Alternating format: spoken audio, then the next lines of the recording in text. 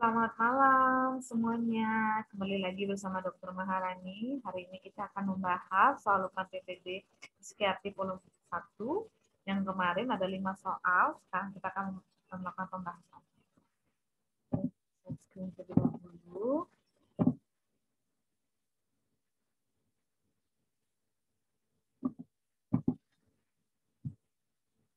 Jadi untuk soal yang kemarin, yang pertama, pasien laki-laki usia 30 tahun datang ke psikiatri, mengeluh merasa hal aneh pada dirinya. Dia mengatakan bahwa dirinya sedang dibawakan dari kekuatan magis setiap dia mendengar suara-suara gaib setiap malam. Pasien merasa tidak berdaya dan memaksakan diri dengan kekuatan magis atau suara yang dia dengar tersebut.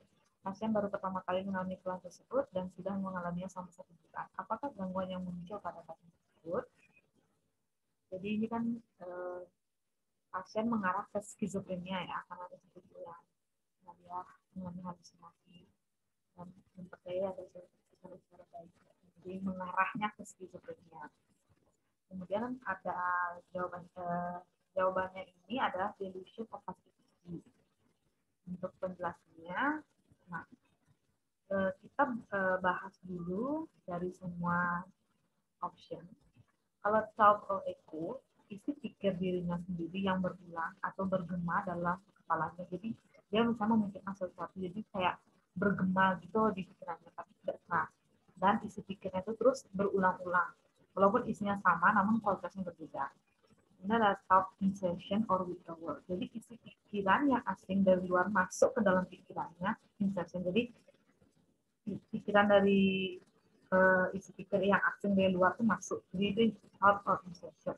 Kalau withdrawal, isi pikirnya kayak diambil keluar oleh sesuatu dari luar dirinya. Kalau thought processing, itu isi pikirnya itu tersiar. Jadi orang-orang tuh dia mengira orang-orang bisa mendengar isi pikirannya. Kalau delusion of control itu waham tentang dirinya dikendalikan oleh suatu kekuatan tertentu luar. Jadi dia merasa bahwa dia dikendalikan. Gitu. Kalau delusion of influence itu waham tentang dirinya dipengaruhi oleh suatu kekuatan tertentu dari luar. Jadi dia kayak dipengaruhi oleh suatu kekuatan, tapi itu nggak dikendalikan ya, tapi dipengaruhi aja. Kalau delusion of passivity, jadi dia nggak berdaya gitu loh, sama pasrah pada suatu kekuatan dari luar. Kalau delusion perception, jadi pengalaman indrawi yang tidak wajar, yang bermakna sangat khas bagi dunia, biasanya bersifat mistik atau menghisap.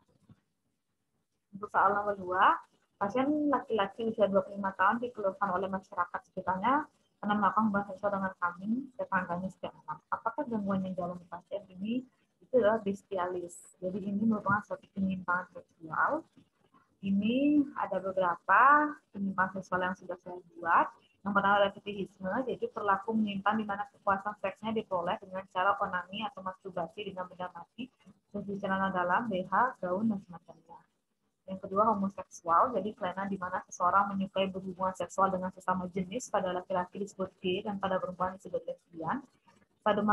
Sadomasochisme, penyimpangan seksual di mana seseorang merasakan memperoleh kenikmatan seksual setelah menyakiti pasangan seksnya. Masochisme, kelainan seks di mana seseorang menikmati seks setelah terlebih dahulu disiksa oleh pasangannya. Jadi sadomasochisme itu dia yang menyakiti. Kalau masokis itu dia disakiti. Voyeurisme itu perilaku menyimpang seksual di mana seseorang memperoleh kepuasan seksual setelah mengintip orang lain yang sedang melakukan hubungan seksual, sedang telanjang atau sedang mati dan sebagainya. Kalau pedofilia itu orang dewasa menyukai hubungan seksual dengan anak. Bestialis atau zoofilia itu kelainan seksual di mana seseorang menyukai berhubungan seksual dengan binatang. Tapi ada juga yang mengatakan bahwa zoofilia itu dia terangsang jika hanya melihat binatang sedang berhubungan seks. Jadi dibedakan itu loh bestialis sama zoofilia. Kalau zoofilia itu terangsang jika melihat binatang itu berhubungan seks. Kalau bestialis kan dia melakukan. Incest itu seseorang yang berhubungan seks dengan sesama anggota keluarga. Nekrofilia, kelainan seksual di mana seseorang menyukai hubungan seksual dengan mayat. Voyeurisme, kelainan seksual di mana seseorang laki-laki merasa memperoleh kepuasan seksual dengan jalan menggesek-gesek alat kelaminnya ke tubuh perempuan di tempat publik umum seperti dan semacamnya. Ekshibisionisme, kelainan seksual di mana seseorang memperoleh kepuasan seksual dengan memperlihatkan alat kelaminnya, merekam kepada orang lain yang sesuai dengan kehendaknya. Jadi, dan bila korbannya itu terkejut, jijik atau menjerit, ia akan semakin terasa. Relasio kontak mulut dengan penis, cunnilingus kontak mulut dengan kelamin wanita, dan coprofilia dia didefekasi atau mendefekasi. Pokoknya sampai keluar BAB gitulah coprofilia. Ini untuk pembahasan soal nomor 2. Kita lanjut lagi soal nomor 3. Jadi yang tadi jawabannya bestialis ya. Soal nomor 3, pasien perempuan usia 20 tahun datang ke polipsikiatri dan dengan keluhan merasa cemas saat presentasi atau tampil di depan umum. Pasien merupakan anak FK yang akan melakukan presentasi laporan kasus. Pasien merasa cemas akan tanggapan orang akan dirinya jika ia presentasi besok. Apakah diagnosis pada kasus? Ini jawabannya B ya, fobia sosial. Untuk agorafobia, gangguan panik, gangguan cemas menyeluruh, kalian harus nonton YouTube di channel itu Intansi Maharani. Di sana penjelasan yang lengkap, obat-obatan juga ada. Untuk fobia sosial, itu merupakan ketakutan yang tidak rasional terhadap pandangan negatif orang lain. Penderita merasa bahwa semua orang memandangi dan mengevaluasi dirinya, sehingga merasa cenderung menghindari situasi sosial seperti berbicara di depan publik, tampil di panggung, bekerja ketika diawasi, makan di tempat umum, dan karena khawatir akan berbuat sesuatu yang memalukan. Jadi dia itu merasa takut untuk melakukan sesuatu di depan umum, karena dia takut malu gitu loh kalau dia melakukan sesuatu. Terus gangguan penyesuaian sebagai keadaan sementara dari tekanan atau gangguan emosional yang timbul dalam proses beradaptasi dengan perubahan hidup yang signifikan.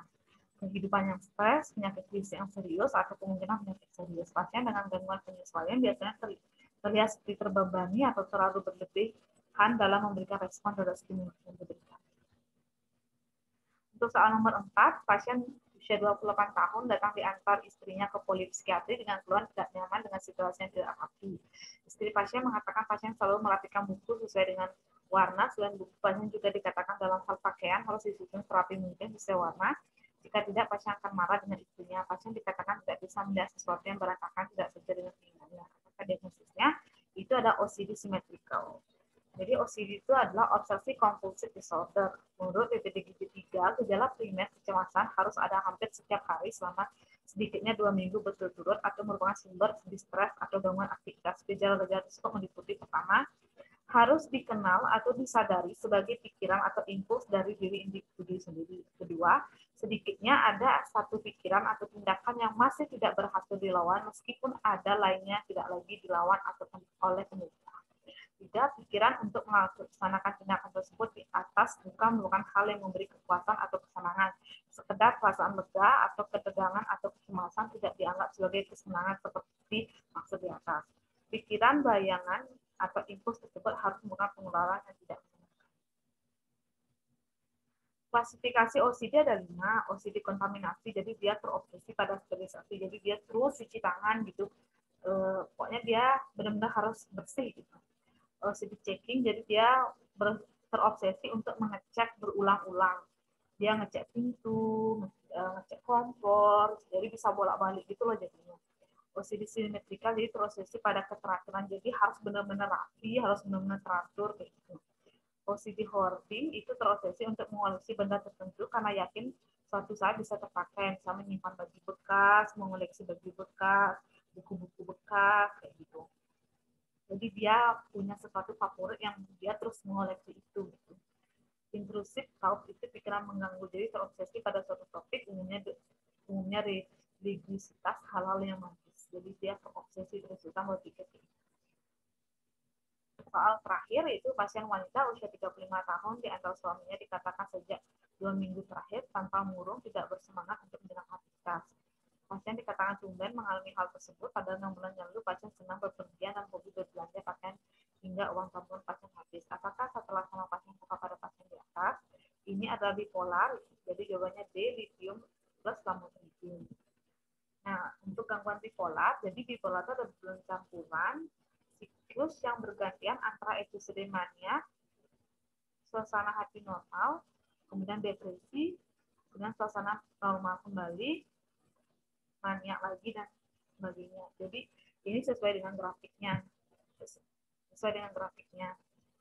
Kalau ini kan panik nih, kemudian normal lagi. depresi, normal, manik lagi, normal lagi, depresi lagi, manik lagi, normal lagi, depresi, manik lagi. Dan kalau bipolar tipe 1 episode manik dengan setidaknya 1 episode depresi. Jadi dia kan manik, habis itu dia normal kembali, manik lagi, normal, kemudian tiba-tiba dia depresi, normal kembali, manik lagi, normal kembali, manik lagi. Kalau tipe 2 itu episode depresi berulang dengan setidaknya 1 episode hipomani. Jadi dia depresif, kemudian normal lagi, kemudian hipomanik, normal lagi, depresi lagi, normal lagi, depresi lagi, normal lagi, depresi lagi. Itu salah satu contoh. Setelah 1 episode manik dan baik dengan maupun tanpa episode mayor, setelah lithium, bipolar 2 minimal 1 episode hipomania dan minimal 1 episode mayor, tidak boleh ada episode mania. Setelah lithium plus antidepresan. Siklotimia itu beberapa episode hipomani dan beberapa episode depresi minor dalam 2 tahun terakhir. Jadi depresi minor itu aktivitas dan fungsi sehari tidak terganggu. Kalau depresi mayor, aktivitas dan fungsi sehari sangat terganggu dan ada suicidal idea. Setelah sana episode manik itu lithium, episode campuran asam valproat, episode depresi lithium plus lamotrigine atau antidepresan. Oke, terima kasih. Sekian pembahasan untuk soal UKM PPD Psikiatri Pol 1. Nanti kita next ke soal berikutnya. Terima kasih sudah mau menonton. Jangan lupa subscribe, like, dan komen. Dan juga kalian harus menjawab soal-soal UKM PPD Psikiatrinya ya. Terima kasih.